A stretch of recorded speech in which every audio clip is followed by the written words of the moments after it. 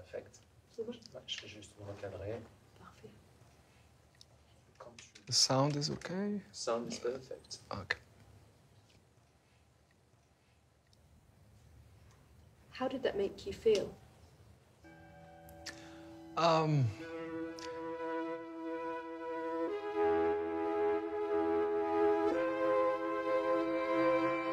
It is a mix of feelings.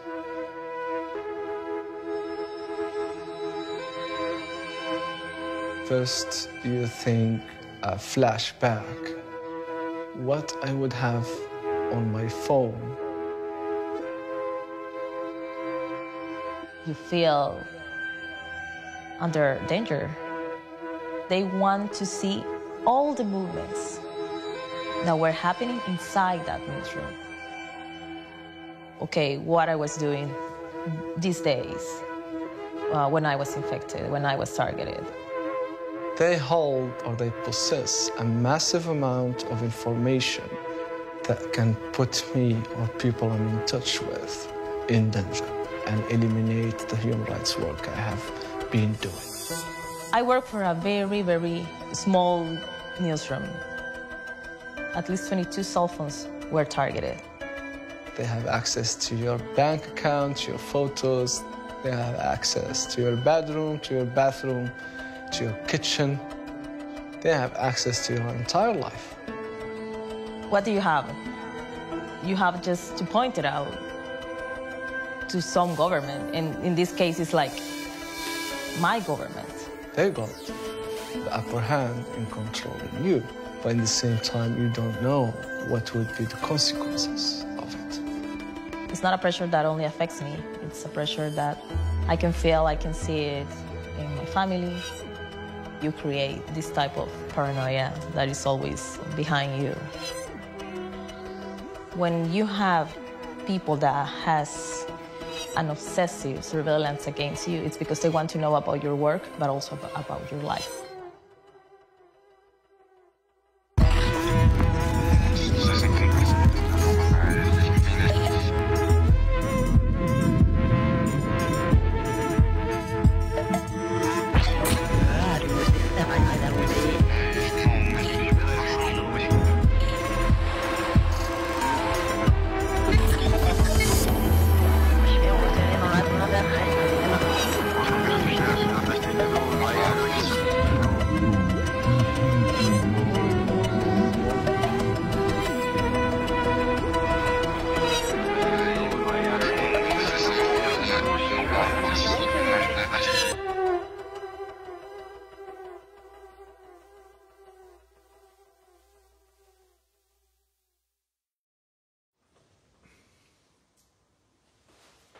Je m'appelle Olivier Tesquet, je suis journaliste à Télérama.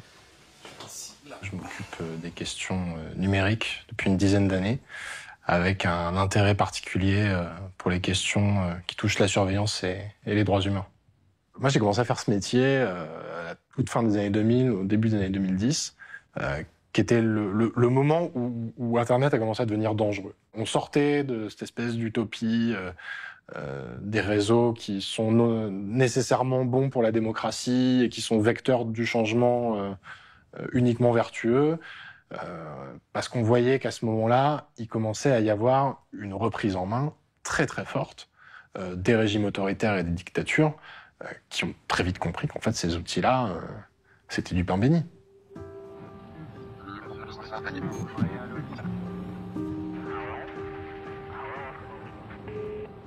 Quand on dit surveillance, ça englobe beaucoup de choses. On a un imaginaire collectif qui pense tout de suite à la surveillance de masse globale, l'écoute de tous à n'importe quel moment, avec de grands programmes clandestins des gouvernements. Mais on voit depuis quelques années maintenant qu'il y a aussi une surveillance beaucoup plus routinière, avec ce qu'on fait sur nos téléphones, les endroits où on se rend, enfin toutes les interactions qu'on a un peu dans le monde réel et qui sont retranscrites en un signal informatique qui ensuite est exploitable. Et on a toute une industrie de la surveillance qui fait se rejoindre ces deux extrémités du spectre. Et moi, c'est ça qui m'intéresse beaucoup. Je m'appelle Étienne Meignier et je suis technologiste au sein d'Amnesty International. C'est un terme un peu vague, mais dans l'équipe, ça veut dire les personnes techniques qui travaillent sur des investigations sur des attaques informatiques. Un des cas documentés sur lesquels j'ai un peu travaillé, ça a été les attaques informatiques contre les communautés tibétaines en exil, qui ont été extrêmement ciblées par des attaques informatiques, en général pas très avancées, pendant une dizaine d'années par des dizaines et des dizaines de virus. Les recherches techniques qu'on fait, elle est assez proche de ce que font beaucoup d'entreprises de sécurité. Et d'ailleurs, les attaques qu'on voit qui vont cibler des défenseurs des droits humains, c'est souvent, pas toujours, mais des attaques qui peuvent cibler des entreprises, par exemple. Donc il y a une grosse partie de ce travail technique, c'est vraiment suivre ces évolutions, regarder le détail de ce qui se fait, comment se font les virus, l'évolution des attaques, les détecter. Et après, spécifiquement, travailler avec des défenseurs des droits humains, comprendre les attaques qui subissent, les aider à s'en protéger. Et quand on trouve quelque chose, eh ben, essayer d'avancer en se disant qui d'autre est attaqué, qui est derrière ça, et comment on peut remonter à la source de l'attaque.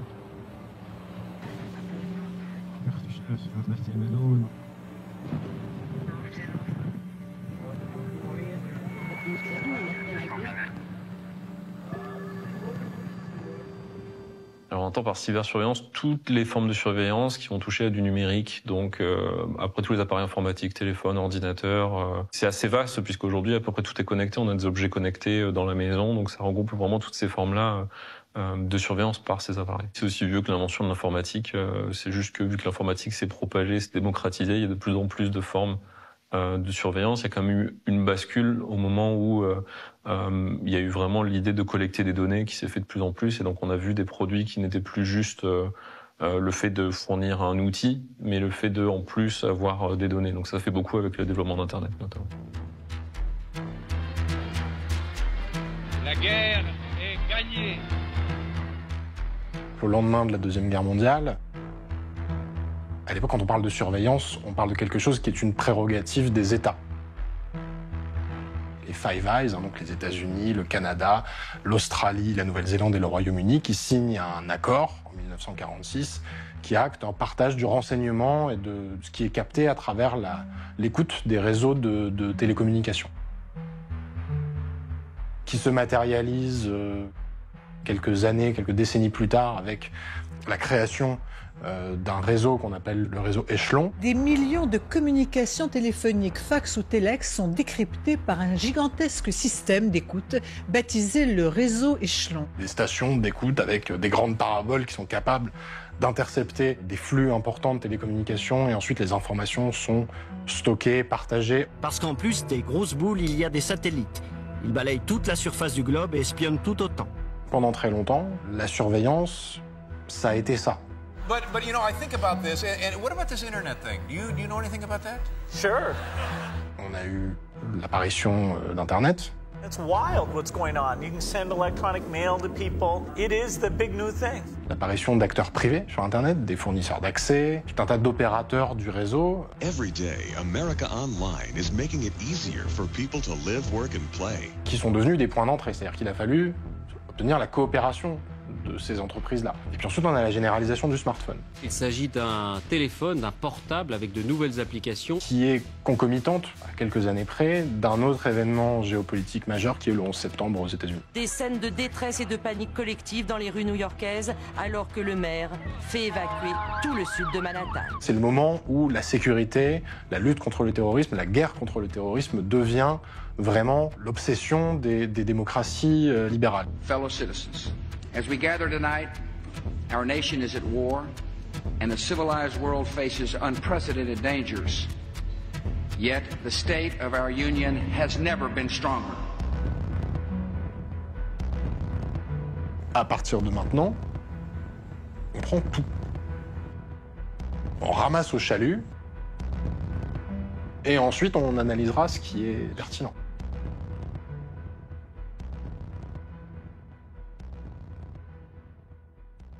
My name's Ed Snowden. I'm 29 years old. I work for Booz Allen Hamilton as an infrastructure analyst for NSA in Hawaii. I, sitting at my desk, certainly had the authorities to wiretap anyone from you or your accountant to a federal judge to even the president if I had a personal email. This is the truth. This is what's happening. You should decide whether we need to be doing this. Vraiment, ce qui est apparu beaucoup avec les révélations Snowden, c'est la problématique de la surveillance de masse par les États. Et donc là, on s'est retrouvé avec des révélations qui montrent que la NSA avait capacité d'enregistrer une large partie du trafic Internet mondial et de faire de la surveillance de à peu près tout le monde. C'est-à-dire que quand vous allez chez vous sur votre moteur de recherche, d'un coup, la NSA a quelque chose d'enregistré sur cette communication. Et ça, c'est vraiment une surveillance qui est extrêmement importante puisque elle va cibler tout le monde. Ça va poser beaucoup de problèmes de très peu de traçabilité, énormément d'abus. He chose to expose secret U.S. programs that collect the phone records of Americans and monitor overseas Internet email. L'une des conséquences de cette affaire, ça a été une évolution de nos pratiques numériques. Il est devenu plus difficile pour les pays utilisant des technologies de surveillance d'écouter ou de regarder ce qui se passait, et notamment chez leur opposition politique, parce que le trafic était plus difficile à renifler, on va dire, qu'avant. C'est là où il y a eu vraiment le développement de nouveaux systèmes de sécurité. On peut parler, par exemple, de messagerie comme Signal, qui sont des réponses directement à ça. Ça, c'était extrêmement nouveau. C'est-à-dire que quand on envoie un message sur Facebook, Facebook accède toutes les données qu'on envoie. Par contre, sur Signal, il n'y a pas d'accès à ces données. Et donc, il y a eu de plus en plus de systèmes qui faisaient que un État peut pas juste demander des informations à Facebook, à Google, etc. Et les informations résident plus que sur les appareils. Tout ça va créer une sorte de mutation dans l'écosystème de la surveillance avec l'apparition d'un nouveau type d'acteurs qui sont finalement au bout de cette longue chaîne. On voit un effet de dissémination, de privatisation. Un événement important, ça a été le piratage d'une entreprise qui s'appelle Hacking Team, entreprise italienne qui vendait des virus informatiques à des États.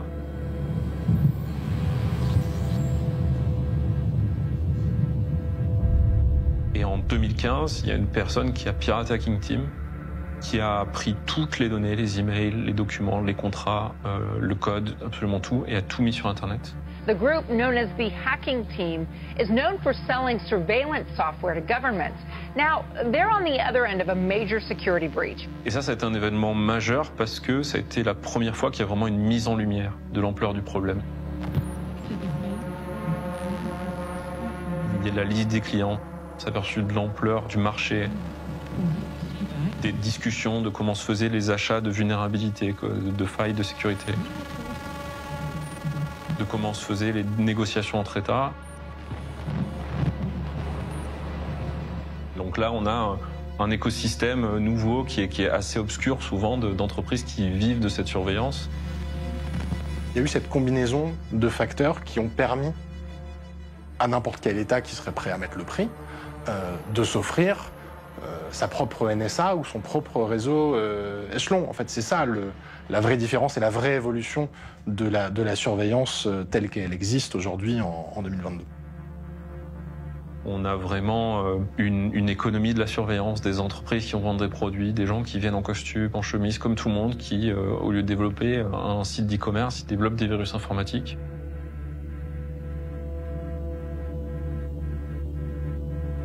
Des entreprises, c'est des gens qui vont travailler, qui gagnent très bien leur vie et pas du tout des adolescents qui s'amusent dans leur garage. C'est clair qu'on n'en est plus là. L'écosystème de la surveillance n'a cessé de croître. C'est comme une marée noire, quoi. C'est-à-dire qu'on a une tâche comme ça de mazout qui s'étend, qui s'étend, qui s'étend, qui s'étend. Et à un moment, il faut bien constater les dégâts.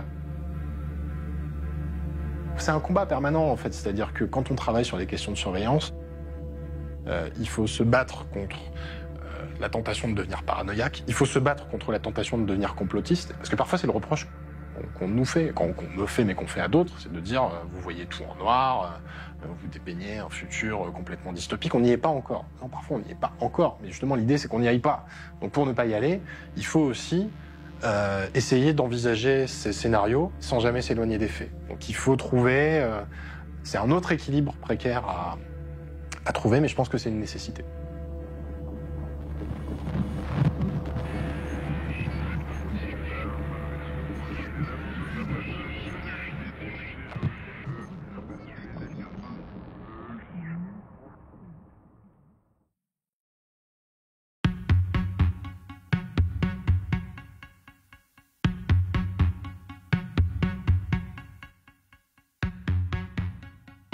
Je suis Katia Roux, je suis chargée de plaidoyer à Amnesty International France. Chargée de plaidoyer, ça consiste à élaborer des stratégies d'influence pour essayer de convaincre les décideurs, les personnes qui ont le pouvoir de changer les choses, de prendre les bonnes décisions et d'intégrer la dimension droits humains dans leur politique, dans leur travail. Moi, je travaillais plutôt sur les sujets espace de la société civile, liberté d'expression, attaque contre les défenseurs des droits humains. Et il se trouve que les attaques numériques ont émergé et sont devenues vraiment un outil pour faire taire les défenseurs. On a commencé à s'intéresser à cette question, et moi plus particulièrement, donc à suivre ce type d'attaque parmi les autres types d'attaques, mais attaques redoutables, indétectables, avec des dégâts extrêmement importants en matière de droits humains. C'est un sujet qui concerne tout le monde, principalement parce que la surveillance numérique ciblée vise des journalistes, des défenseurs de droits humains, des avocats, des membres de la société civile. Quand on cible un journaliste, on cible une personne qui nous informe. Quand on cible un défenseur, on cible une personne qui se mobilise pour défendre nos droits. Donc en cela, on est tous concernés. Et si aujourd'hui on ne réagit pas, au vu de tout ce qu'on sait de cette crise de la surveillance, on peut craindre que ça continue à se développer et qu'on soit de plus en plus impacté.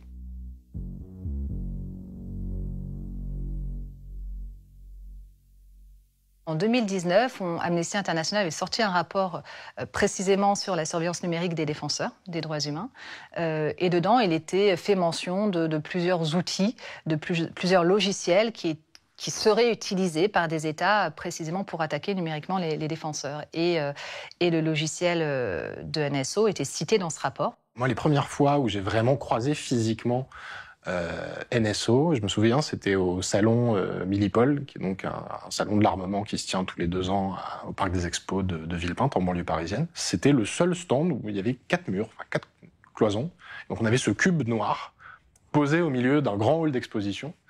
Je les connaissais un peu, je vais les voir, je leur dis « Bonjour, vous êtes qui, vous vendez quoi ?» Et là, ils m'ont dit « On vend des trucs ».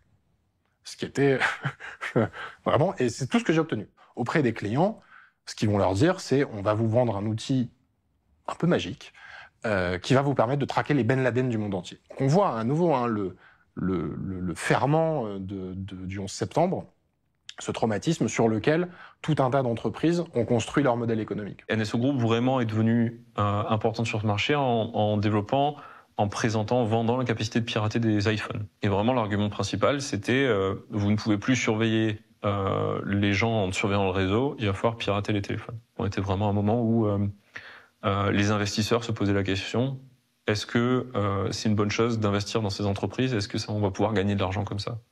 Et NSO Group, c'était vraiment l'entreprise phare. Si vous avez un téléphone avec l'application WhatsApp, un conseil, téléchargez la dernière version car une faille sécuritaire a été détectée. Elle permet à un logiciel espion d'infiltrer votre téléphone. Donc à ce moment-là, on voit cette entreprise surgir un peu comme ça dans l'actualité. Et puis ensuite, il y a eu, de manière très récurrente et régulière, tout un tas d'événements qui nous ont rappelé l'existence et l'activité de NSO. Apple is issuing a security update after powerful spyware was found targeting an activist phone in the Middle East. Un événement important, sans doute, c'est la première révélation en 2016 d'attaque contre un militant des Émirats Arabes Unis, Ahmed Mansour. Ahmed Mansour was the target of the hacking attack. Apple says the spyware was developed by an Israeli company. Et c'était la première fois qu'il y a eu toute une chaîne d'attaques qui allait de juste cliquer sur un lien à pirater un iPhone qui était trouvé. Record sounds, collect passwords, trace the whereabouts of the phone's user. Petit à petit, on voit se dessiner effectivement un profil type de victime avec tout ce que ça va générer après de restrictions, de droits, de liberté d'expression et autres. On découvre qu'il y a tout un tas d'activistes, de militants de droits humains, d'avocats, de journalistes qui ont été surveillés dans tout un tas de pays du monde. So it's a big thing for human rights advocates, and that's what it was. He was a human rights advocate, and the government was trying to hack into his phone. À l'époque, on est toujours en 2019, on recensait à peu près 1400 cibles avérées, documentées, de Pegasus.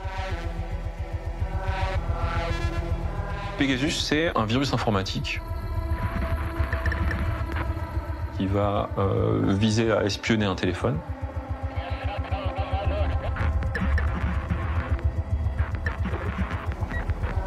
Et ce programme, c'est pas une application standard sur un téléphone, c'est vraiment un programme qui a accès à tout. Photos, vidéos, mais également toutes les données d'applications sécurisées comme Signal. Et il y a une autre partie qui est extrêmement intrusive également, c'est accès au GPS, au micro, à la caméra.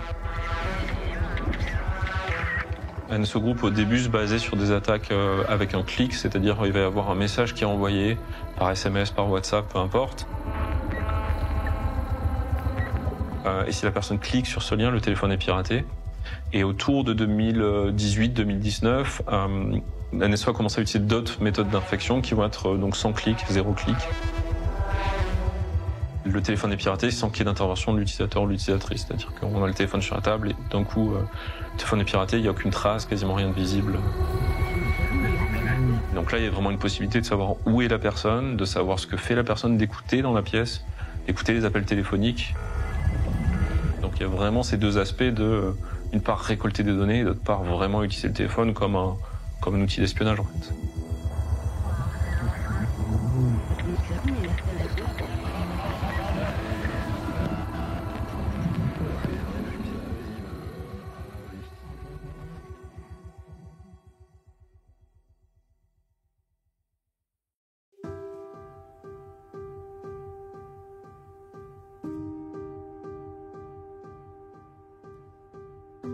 Je suis Laurent Richard, je suis le directeur et le fondateur de Forbidden Stories. Quand on regarde un petit peu de près pour quel type d'histoire, pour quel type d'enquête les journalistes meurent, pour lesquels les journalistes sont assassinés ou emprisonnés, ce sont à chaque fois des enquêtes extrêmement importantes pour l'intérêt général, pour l'opinion publique. Ce sont des enquêtes qui portent sur la corruption, la violation des droits de l'homme, le blanchiment d'argent, les crimes environnementaux. Et notre mission à Forbidden Stories, c'est de faire en sorte que, quoi qu'il arrive, on puisse poursuivre le travail et que l'on ait accès à ces informations-là qui sont extrêmement importantes.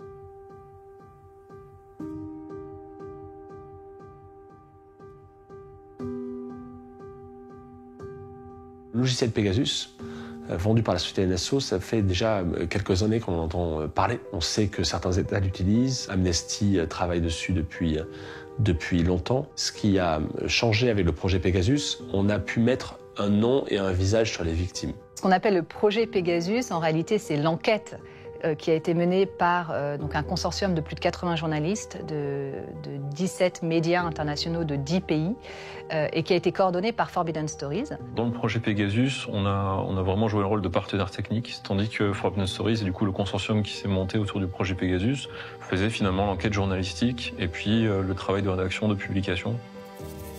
En fait, on a eu accès dans ce projet à une liste de 50 000 numéros de téléphone. Les États clients de NSO qui veulent se doter du logiciel Pegasus rentrent des numéros dans leur liste qui sont autant de cibles potentielles. C'est que des numéros de téléphone, c'est à peu près 50 000 numéros de téléphone dans différents États, des téléphones de différents pays.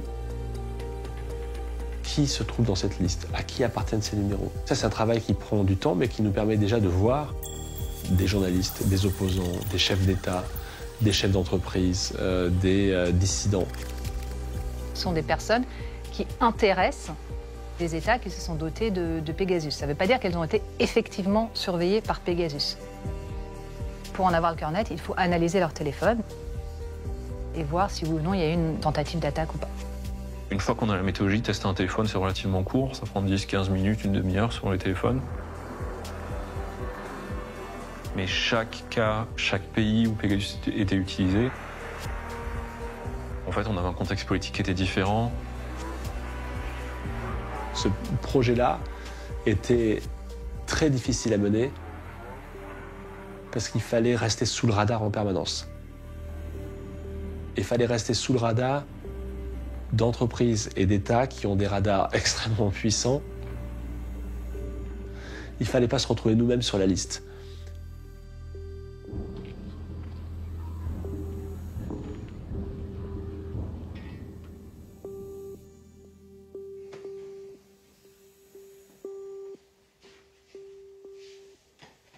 J'ai été contactée quelques mois avant la révélation de l'enquête du consortium de Forbidden Stories, qui me préviennent qu'ils ont besoin de me parler pour nous expliquer de manière absolument tout à fait confidentielle, à moi et à Edoui Plenel, directeur de Mediapart, le fait que nos numéros figurent sur un listing.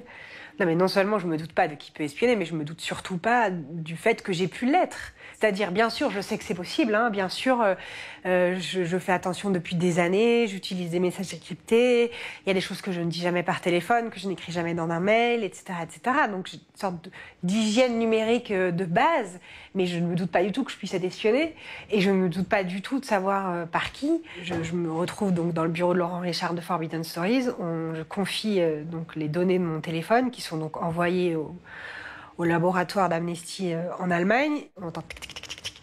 Puis le micro s'éteint, puis il rappelle et il dit voilà, que le téléphone a été strongly infected, donc a été largement infecté. Donc voilà, donc là je fais pas la maline, je suis pas très... voilà, c'est un peu bizarre hein, quand même hein, de le matérialiser à ce moment-là. Les responsables de Forbidden Stories m'expliquent un peu du coup le contexte, m'expliquent pourquoi ils pensent que c'est le Maroc qui est à l'origine de cet espionnage. Et sur ma personne, c'est vrai qu'il y a une question qui se pose un peu immédiatement parce que voilà, moi je suis pas militante, je suis pas activiste des droits humains au Maroc, je suis pas en charge du Maghreb à Mediapart. C'est-à-dire que du coup, c'est l'idée quand même que ça peut tomber un peu sur n'importe qui. Mais je travaille beaucoup sur les questions de violences sexistes et sexuelles. C'est un sujet voilà, sur lequel je suis très identifiée à Mediapart.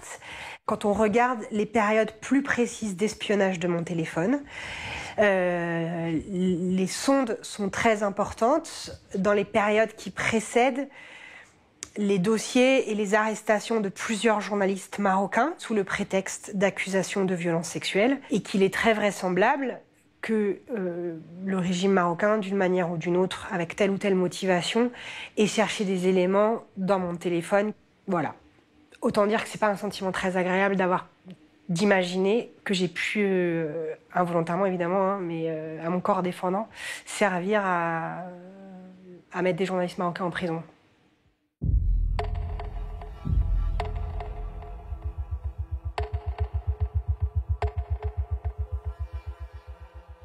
In our country, we have loads of issues regarding to the human rights. We are defending the freedom of speech. We are defending the freedom of conscience.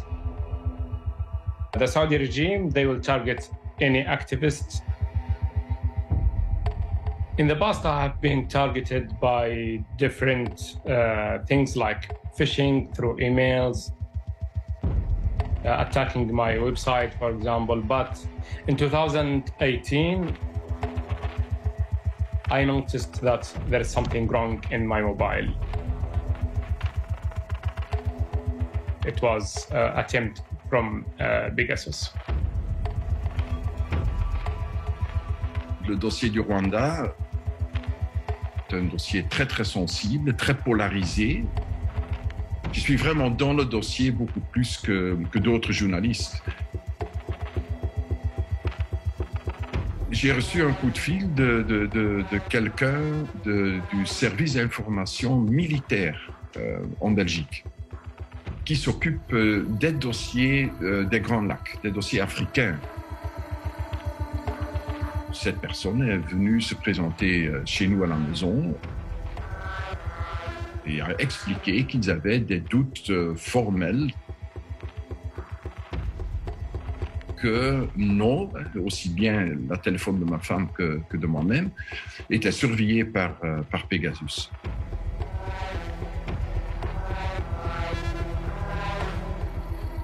Salah Hamouri est avocat franco-palestinien.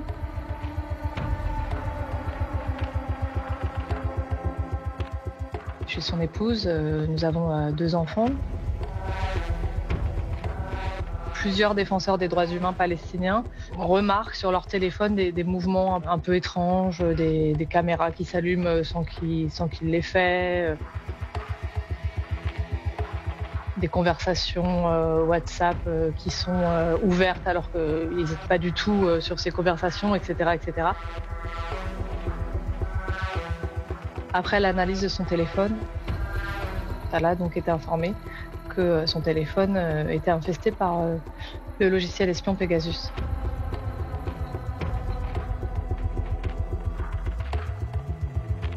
Je suis professeur d'histoire à Rabat, militant des droits humains et journaliste à l'occasion. Je savais que j'étais au moins de temps en temps sous écoute depuis 2008, donc déjà je faisais attention. Et voilà qu'Amnesty International, j'ai rencontré quelqu'un dans la rue que je connaissais. Ils ont pu examiner mon téléphone pendant 2 jours. Et voilà, ils ont trouvé que mon téléphone était au moins depuis 2017 espionné par le malware israélien Pegasus.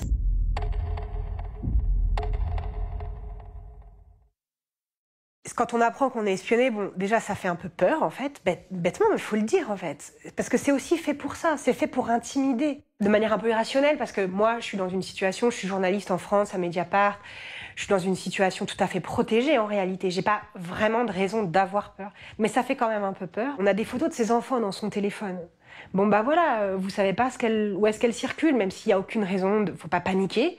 Mais voilà, c'est des choses qui relèvent de votre vie privée. On se réalise bien que, en fait, celui qui fait cela, le régime qui fait cela, prend possession de toutes vos données privées. Et ça, c'est un sentiment il faut gérer ça, je dirais. Un téléphone, ça contient tout. Hein. Ça contient, par exemple, les messages avec nos enfants, où se trouvent nos enfants. Et ça, évidemment, ça c'est un des premiers soucis comme parents. Les gens vous disent on n'a rien à cacher. Tout le monde, ça c'est la grande phrase de dire on n'a rien à cacher.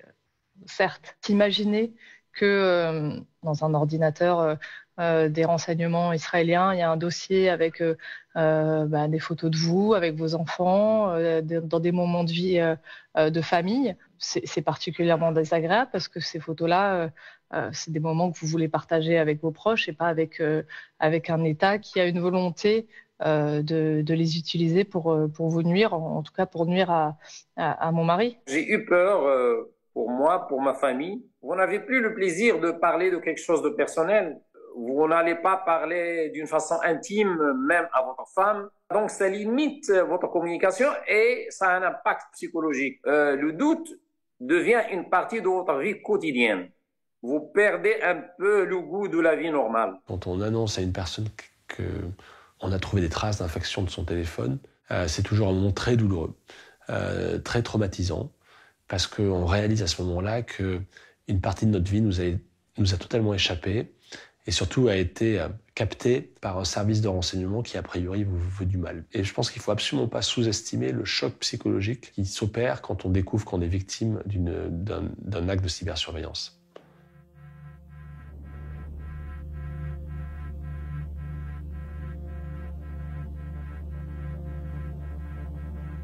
Souvent, on travaille avec des défenseurs des droits humains ou des journalistes qui savent qu'ils sont surveillés, qui nous disent qu'ils sont surveillés. Et souvent, leur réaction, quand on me demande à vérifier leur téléphone, ils nous disent « mais je sais que je suis surveillé, je m'en débrouille » et ils sont assez confiants.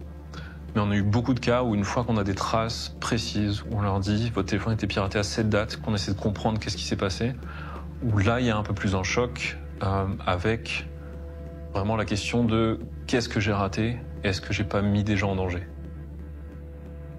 Nous avons beaucoup de sources, beaucoup de gens qui nous informent, beaucoup de gens qui nous envoient des messages sur WhatsApp, sur Signal. Celui qui a fait cela a accès aussi à ces sources et peut voir avec qui nous avons contact. Toutes ces réflexions sont venues après que, en fait, ce qui s'était passé, c'était surtout un grand danger pour les autres.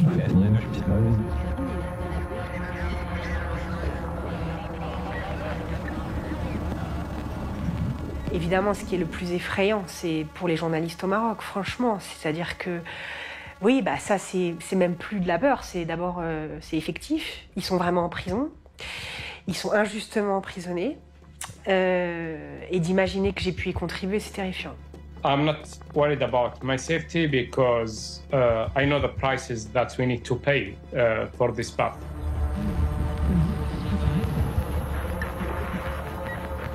It's not about myself, it's about the people that are contacting me. especially people inside the country. Lots of people, they have been arrested and they have been investigated and they have been tortured and sentenced for a very long time in prisons.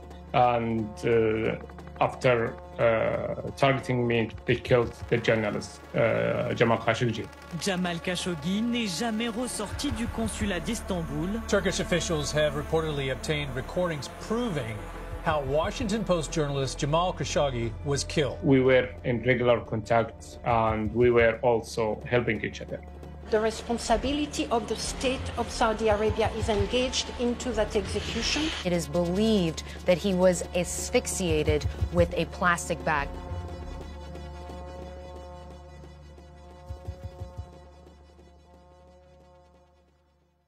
On sait qu'il y a des cas très difficiles, on sait qu'il y a des personnes, des journalistes qui ont été tués au Mexique, le cas de Jamal Khashoggi, où des personnes proches de lui ont été surveillées. Donc on voit bien ces liens-là entre de la surveillance ciblée et des cas extrêmement graves, des cas de meurtre, d'assassinat. Et en même temps, ce lien-là, il est très difficile à faire de manière formelle. C'est-à-dire, qu'est-ce qui a fait qu'un assassinat a été fait, qu'une arrestation a été faite ou pas? C'est difficile de rattacher précisément à des données.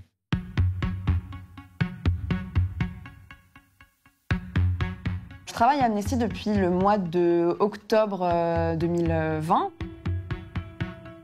Je suis arrivée en sortant de mes études qui étaient plus orientées vers le journalisme. Et c'est vrai qu'avec Amnesty, il y a quand même un lien qui se fait entre le journalisme, de par les sujets qu'on traite, qui sont en lien direct avec l'actualité, par les rapports qui sortent. Donc je m'y retrouvais aussi entre mon parcours et le poste que j'occupe aujourd'hui en tant que chargée de communication numérique.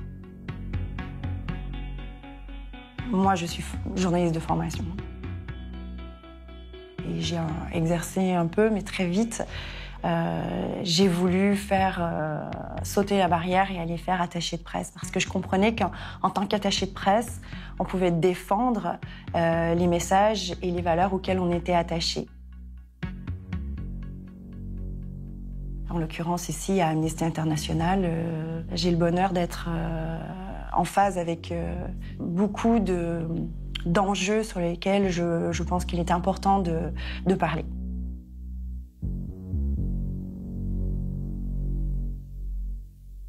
On avait déjà couvert le sujet de la cybersurveillance, on avait déjà parlé de Pegasus, donc on allait rechercher les contenus qu'on avait déjà sortis sur le sujet. On savait qu'on allait être dans de la communication de crise, mais il y avait un peu tout à monter, c'était aussi compliqué à ce niveau-là. On avait quelque chose de déjà assez dense pour poser le sujet de la cybersurveillance, expliquer ce que c'est qu'NSO, expliquer ce que c'est que Pegasus. On a conscience que voilà, les journalistes travaillent H24 pour pouvoir répondre à ce besoin continuel d'information. On a mis en place une permanence également de notre côté. Derrière ces révélations, il y a des personnes qui sont concernées et il peut y avoir un impact fort aussi sur les personnes. Donc on fait très attention à ce qu'on dit, comment on le dit. Donc il a fallu avoir des contraintes très fortes. On le dit à très peu de gens, on prend des précautions très fortes sur toutes les façons de communiquer. Très peu de gens savaient exactement ce qui allait être révélé. J'en parle à personne, évidemment, autour de moi, en dehors du petit cercle de collègues. Le souhait, c'était de faire l'effet d'une bombe. Donc nous, on savait qu'il y avait une bombe qui allait sortir. On ne savait pas comment elle allait exploser, mais on savait qu'il y a une bombe qui allait sortir à 18h.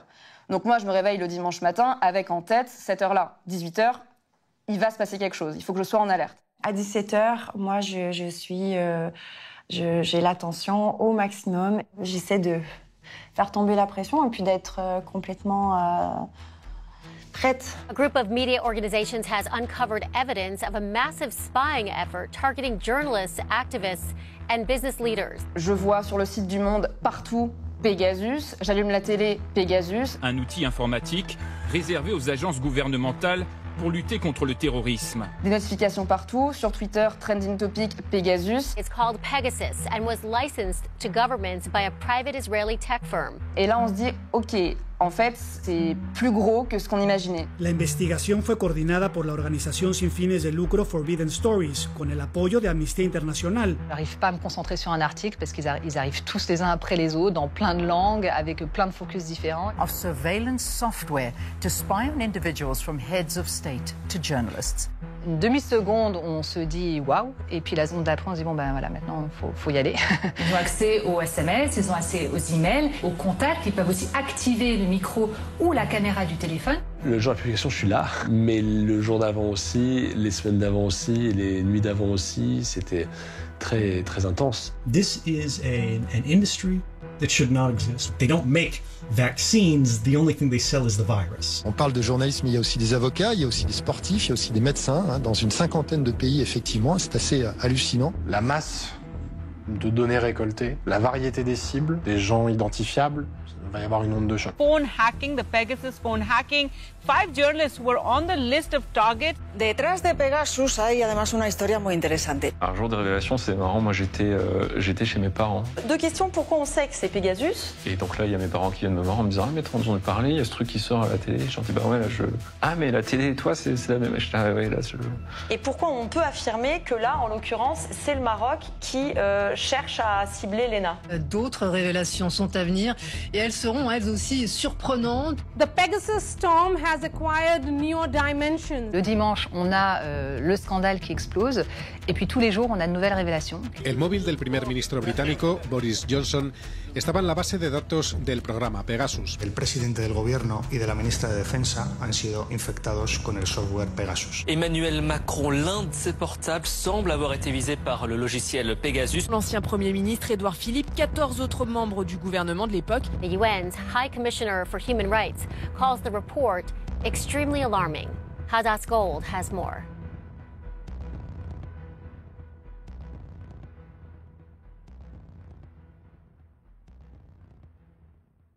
On est tous un peu complices de la surveillance routinière dont je parlais au début. On est tous complices de notre utilisation des réseaux sociaux, des grandes plateformes. Complices mais pas coupables. Hein. C'est-à-dire qu'on est prisonnier d'une économie, de la prédation de nos comportements à des fins financières.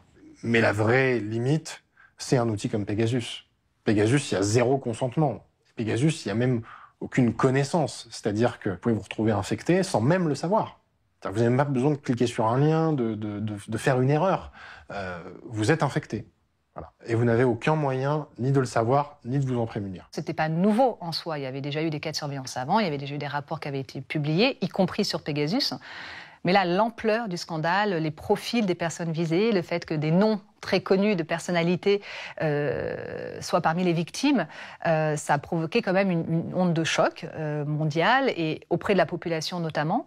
Je pense que ça a secoué aussi un certain nombre de secteurs, de milieux. Beaucoup de journalistes, de défenseurs des droits humains se sont inquiétés. Là, ce qui est vertigineux sur Pegasus, c'est d'abord ce que peut faire ce logiciel et aussi qui l'a permis d'espionner. Les outils aujourd'hui qui sont à la disposition des États permettent d'espionner tout le monde, sans raison. Vous achetez une arme, vous tuez des personnes avec cette arme, ça laisse des traces. Vous avez des balles, vous avez des douilles, vous faites une analyse balistique, vous pouvez dire, bah oui, en fait, telle personne, elle a été tuée par une balle de calibre tant et calibre qui correspond à telle arme qui a été vendue par tel pays à tel client. Avec un outil comme NSO, et le manque de transparence qui l'accompagne, un pays peut tout à fait nier être client, le vendeur peut tout à fait nier que tel ou tel pays a acheté son logiciel, et donc à partir de là, c'est un peu, de leur point de vue, c'est parole contre parole. C'est plus un pays qui va utiliser un outil qui n'est pas accessible au reste du monde pour surveiller illégalement des personnes, mais que c'est n'importe quel pays dans le monde qui peut acheter cette technologie. Et quand on regarde la liste des pays soupçonnés d'être clients de NSO, on se rend compte que ce ne sont pas forcément des pays qui affichent un bilan exemplaire en matière de droits humains, loin de là. Et donc là, le risque, il devient tout de suite très grand. Quand on voit le nombre de gouvernements qui utilisent Pegasus au sein même de l'Union européenne, voilà, on l'a vu en Espagne, on l'a vu en Pologne, etc. Donc à partir de ce moment-là, on voit bien toute la difficulté et toute l'hypocrisie qu'il peut y avoir dans les réflexions, et ce qui explique d'ailleurs la très grande faiblesse de la réaction politique. Je ne parle même pas des ministres et du président de la République, mais des citoyens, des citoyennes qui ont été espionnés et pour lesquels il n'y a eu aucune réaction de soutien, d'indignation, même feinte des autorités françaises en réalité. Évidemment, un monde sans surveillance, ça n'existe pas. Elle est nécessaire dans bien des cas. On a évidemment besoin d'une lutte antiterroriste, on a besoin de se protéger contre un certain nombre de menaces, d'ingérences, de risques, etc. Donc il ne s'agit pas de contester la légitimité de ces actions-là. Là où ça devient un peu difficile, c'est que c'est un équilibre à trouver. C'est-à-dire que dans une démocratie, il faut qu'il y ait des services de renseignement, il faut qu'il y ait une activité de renseignement, mais il faut que cette activité de renseignement soit comptable de ses actions.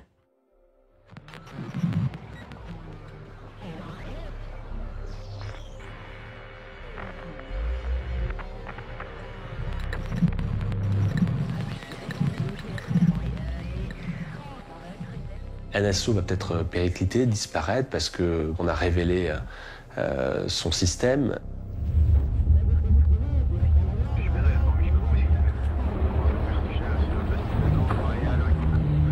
Mais quand on regarde un tout petit peu l'industrie aujourd'hui et le secteur, il se porte très très bien. Il y a une Ligue des champions de la cybersurveillance qui est là, qui est très dynamique, qui se retrouve tous les 3 mois de grandes conférences mondiales en conférences mondiales. Ils sont sous le radar absolument. Ils ont compris qu'il fallait rester sous ce radar-là et très peu communiquer et être très peu visible.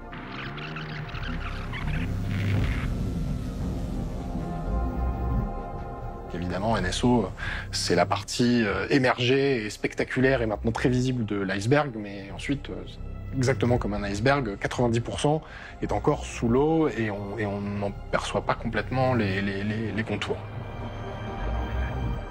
Et donc là, aujourd'hui, la question, c'est pas tant de savoir est-ce que NSO va disparaître, c'est sous quelle forme ils vont réapparaître, avec ou sans les mêmes personnes.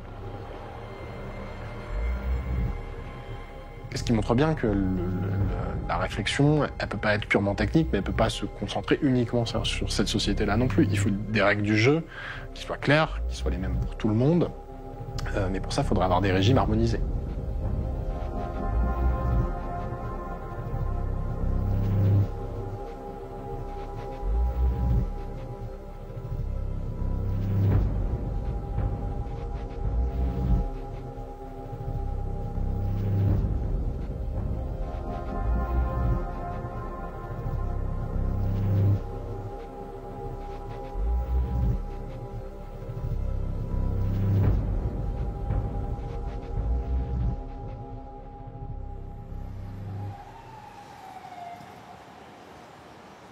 Une délégation d'Amnesty France est présente cette semaine à New York pour rencontrer des représentations permanentes des États membres de l'ONU.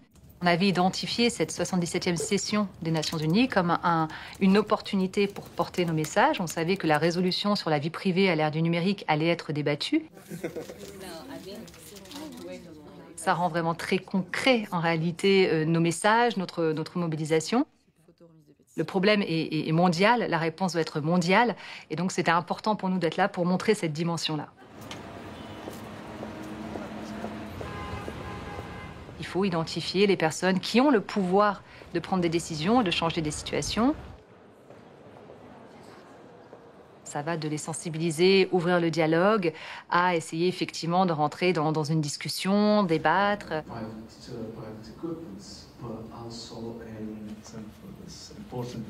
Aujourd'hui, on a besoin que les États membres prennent des mesures, s'engagent et construisent un processus politique qui, on l'espère, va grandir au fil des années.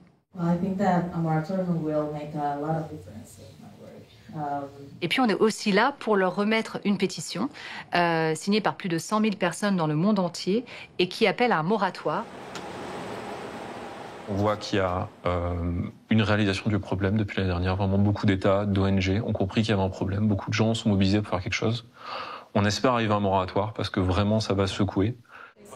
Un moratoire, c'est comme une pause en réalité. On appuie sur stop pour arrêter les transferts, les exportations, l'utilisation et la vente des technologies de surveillance. Parce que tant qu'il n'existe pas un cadre réglementaire qui soit respectueux des droits humains, eh bien, des violations comme celles qu'on a pu révéler à travers le projet Pegasus vont continuer à se développer, à augmenter partout dans le monde. Ça va être un combat qui est assez long, mais on voit déjà qu'il y a des États qui se mobilisent. Chaque étape de réglementation qui va empêcher ces attaques, c'est déjà une victoire. Oui, votre voix compte. C'est pour ça qu'on est ici aujourd'hui à New York, pour porter aussi votre voix et les 100 000 voix et montrer en réalité aux États membres que c'est un sujet qui préoccupe les populations. Et pendant les rendez-vous de plaidoyer, notamment, quand on arrive sur la table avec 100 000 signatures, bon, ça pose le sujet. On espère qu'on a ouvert une porte et que d'autres gens vont s'en saisir pour qu'il y ait une coalition de gens, dans les ONG mais en dehors, qui fassent ce travail d'investigation.